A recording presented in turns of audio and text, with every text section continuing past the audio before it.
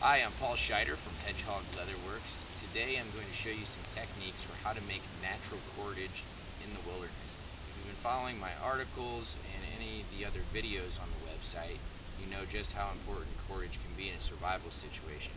Using everything from fishing line to a bow drill fire to trap parts and a variety of other things that become really important with the primitive skills. So today we're going to use a yucca leaf fiber, which is a spiky green plant.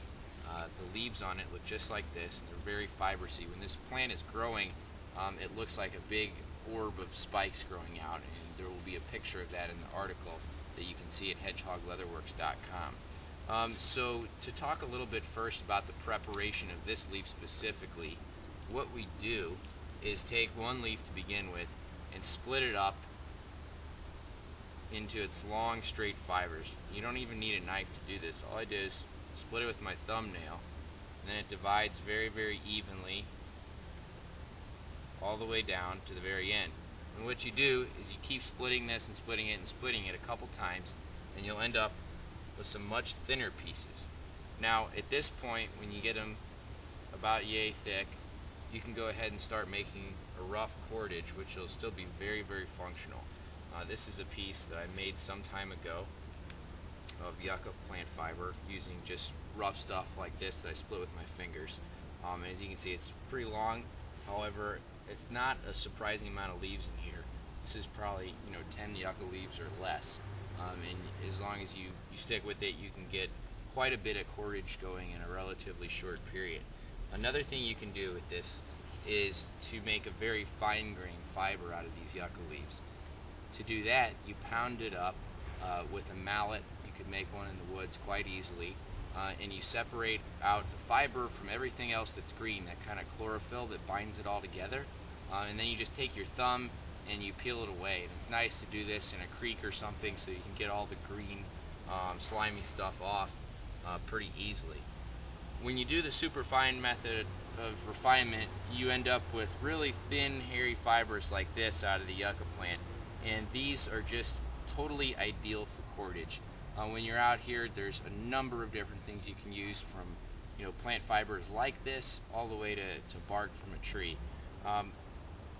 The final technique for making cordage is usually going to be about the same. Today we're going to use the reverse wrap method, which is the easiest way that I know to make cordage, and also probably the most effective because it binds the fibers in very tightly together.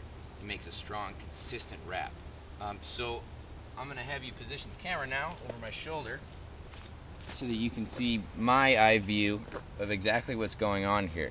So I got my fibers, and I've got just enough to get started and show you how this technique works.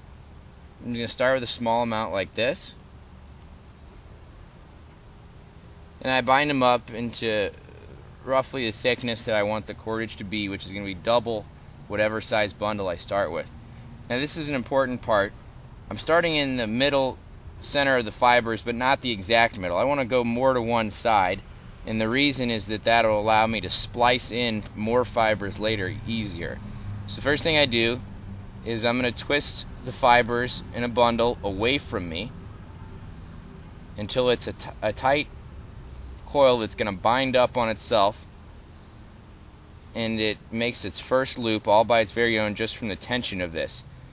So there's the first loop, if you can see that.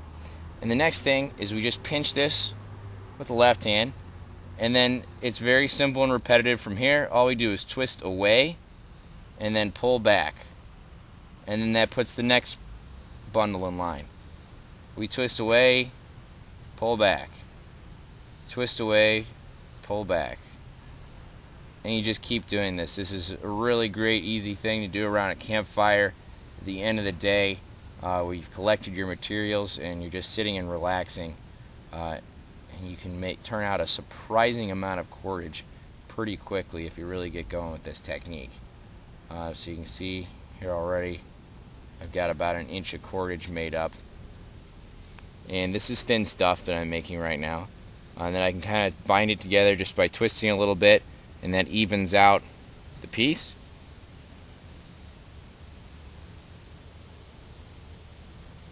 And you can see, you just keep going, twist away, pull back, twist away, pull back over top.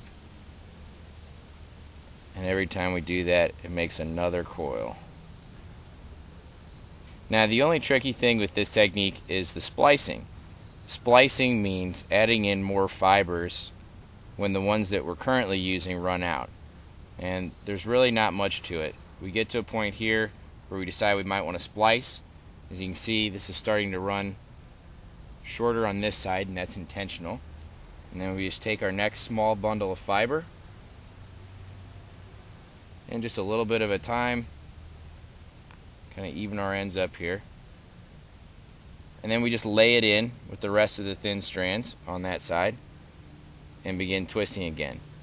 And after just a couple of wraps, that new fiber will be fully integrated into the cordage, and it'll be full strength throughout. So as you can see, it's a really simple technique to do this. And it's just a matter of refining your materials, having enough available, and splicing in as you see fit. So you can get an idea, if you're really cranking, you can get quite a bit of this stuff. I hope you enjoyed this article. I'm Paul Scheider from Hedgehog Leatherworks, and if you enjoyed this video, check out more like it in our monthly newsletter at hedgehogleatherworks.com. Thank you.